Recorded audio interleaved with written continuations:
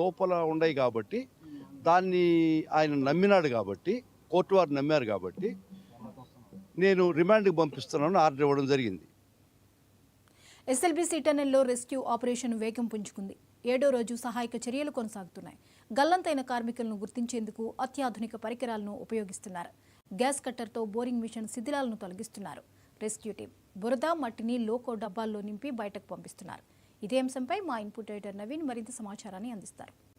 ఇంకా SLBC టన్నెల్లో rescue operations కొనసాగుతూ ఉన్నాయి. నిన్న సింగరేణి టీం కూడా ఇక్కడ చేరుకోవడం జరిగింది. మొదటి బ్యాచ్లో దాదాపు 20 మంది టీం కూడా చేరుకున్నారు. నిన్న రాత్రి దాదాపు 80 మంది వరకు కూడా సింగరేణికి సంబంధించినటువంటి కార్మికులు కూడా ఇక్కడ చేరుకున్నటువంటి పరిస్థితి నెలకొంది. అయితే నిన్న ఉన్నటువంటి లేటెస్ట్ సమాచారం ప్రకారం ఎన్డీఆర్ఎఫ్ సిబ్బందితో పాటు సింగరేణికి సంబంధించినటువంటి ఈ టీమ్స్ అన్ని కూడా లోపలికి కూడా వెళ్ళారు. 0 పాయింట్ వద్ద కూడా వెళ్ళి అక్కడ ఉన్నటువంటి బురద కావచ్చు, అక్కడ ఉన్నటువంటి మట్టి టీబీఎం మిషన్ కూడా తొలగించేందుకు కూడా ప్రయత్నాలు కూడా చేస్తున్నటువంటి పరిస్థితి నెలకొంది. ప్రస్తుతం మీకు ఫీజర్స్ కూడా చూపిస్తున్నాను.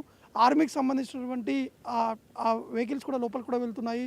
అందులో వెనుకున్నటువంటి ఆ క్రేన్ వాటి సాయంతో లోపల ఉన్నటువంటి ఆ బురదని బయటికి తీసుకొచ్చే విధంగా కూడా ఆ క్రేన్ కూడా ఉపయోగిస్తారు. ఎందుకంటే ఆల్రెడీ రెస్క్యూ ఆపరేషన్ చాలా స్పీడప్ కూడా జరుగుతున్నటువంటి పరిస్థితి నెలకొంది. మరోవైపు ఇటు ఈ సింగరేణికి సంబంధించినటువంటి టీమ్స్ కావచ్చు, ఎన్డీఆర్ఎఫ్ సంబంధించినటువంటి టీమ్స్ వీరందరూ కూడా ఏకతాటిగా కలిసి ముందుకు వెళ్ళి అక్కడ పనిచేస్తున్నటువంటి పరిస్థితి నెలకొన్నాయి.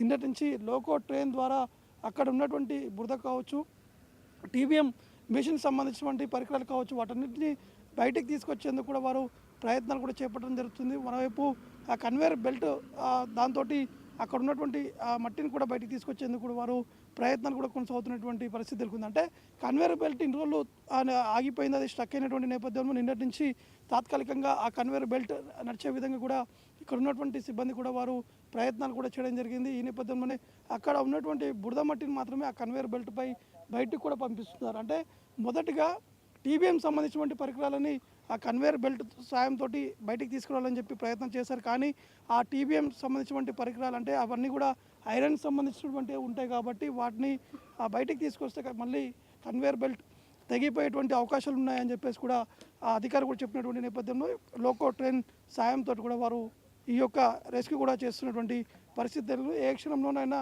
అక్కడ ఉన్నటువంటి 8 మంది వారిని గుర్తించేటువంటి అవకాశాలు ఉన్నట్టు కూడా అధికారులు కూడా చెప్తున్నారు. మరోవైపు సింగరేణి సంబంధించినటువంటి ఆ వెహికల్స్ కూడా చూపిస్తున్నాను. ఇవన్నీ కూడా భూపాలపల్లి కావచ్చు, ఇటు గోదర్కని కావచ్చు, కొత్తగూడెం సంబంధించినటువంటి రెస్క్యూ టీమ్స్ అందరూ కూడా వీరిక్కడికి చేరుకున్నారు. వీరందరూ కూడా లోపల ఉన్నటువంటి ఆ బురద మట్టిని బయటికి తొలగించేటువంటి విధంగా, అంటే